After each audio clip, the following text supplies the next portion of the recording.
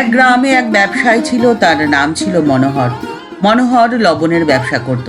সে লবণ নিয়ে দূর গাঁয়ে গিয়ে বিক্রি করত। তার একটি গাধা ছিল। গাধার পিঠে ভারী ভারী লবণের বস্তা চাপিয়ে সে শহরের দিকে রওনা দিত। লবণের বস্তাগুলো ছিল বিজায় ভারী। গাধার সেগুলো বহন করতে বেশ কষ্ট হতো। সে ক্লান্ত হয়ে পড়ত। শহরের পথে যেতে যেতে একটি পাহাড়ি নদী পড়ত। একদিন নদী পার হতে গিয়ে গাধাটি পা হড়কে নদীতে পড়ে গেল। গাধার পিঠে থাকা লবণের বস্তাগুলোও তখন জলে পড়ে গেল। বেশ কিছুটা লবণ জলে গুলে গেল। গাধার পিঠের বোঝা যার ফলে অনেকটাই হালকা হয়ে গেল। আর তখনই গাধার মাথায় বুদ্ধি খেলল। সে রোজদিনই শহরে যাওয়ার পথে সেই নদীর সামনে গিয়ে পা হড়কানোর ভান করে সেই নদীর জলে পড়ে যায়, যার ফলে লবণ যথারীতি গলে গিয়ে বস্তা হালকা হয়ে যায়।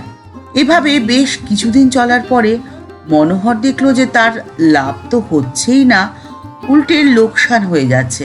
প্রায় অর্ধেকের মতো লবণ তো জলেই তলিয়ে যাচ্ছে।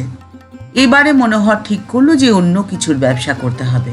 বস্তার বোঝা পিঠে নিয়ে গাধা অনুভব করলো যে আরে আজ তো মোটেই কষ্ট হচ্ছে না, আজ যে বোঝাগুলো বেশ হালকা।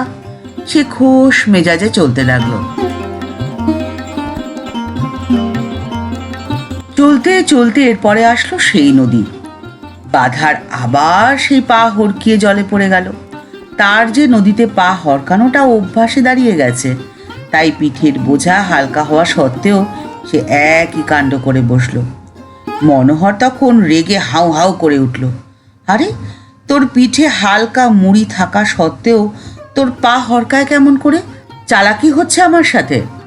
মুড়ি সমস্ত জলে নেতিয়ে গেল। আমার আর তোকে দরকার নেই।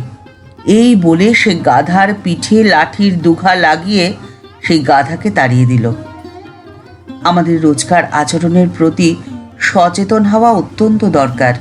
খেয়াল রাখতে হবে যে কোনো আচরণ যেন স্বভাবে না পরিণত হয়ে যায়, তাহলে তা বিপদে ফেলে দেবে। গাধা তার আচরণকে সময় মতো পরিবর্তন করতে না পারার জন্যই বিপদে পড়েছিল। এই গল্পটি যদি ভালো লেগে থাকে তাহলে লাইক বাটনটি প্রেস করে দিতে পারেন, আর আপনাদের মতামত কমেন্টস বক্সের মধ্যে জানিয়ে দেবেন। প্রতিদিনের জীবনের এরকম নিত্য নতুন গল্প শুনতে চ্যানেলটিকে সাবস্ক্রাইব করে রাখুন। আপনাদের আশার আলো দেখাতে চলে এসেছে পিডিএম স্টোরি টাইম।